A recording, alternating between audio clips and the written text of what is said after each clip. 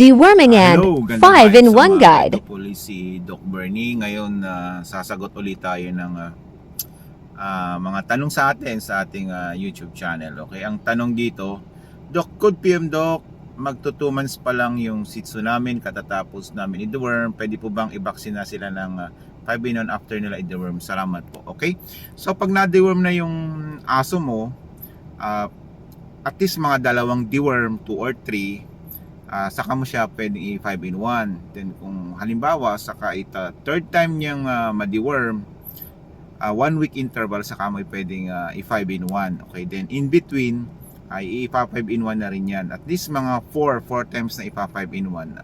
2 weeks interval din yun hanggang sa nakumpleto niya. Ayun nga, at least 4 shots ng 5-in-1 para maging mabisa. Okay? At tandaan natin, siguraduhin nating tama yung dosage ng ginamit natin sa pagdi-deworm para hindi ma-underdose at magiging mabisa ang pagdi-deworm. Kasi pagka kulang yung dosage, hindi mo tinimbang, kulang, may matitirang bulat, hindi magiging mabisa. So ibig sabihin nun, hindi rin magiging mabisa ang vaccination. Kasi pag may bulat, hindi magiging mabisa ang vaccination. Ito po si Doc Bernie, ganda hype sa umaga.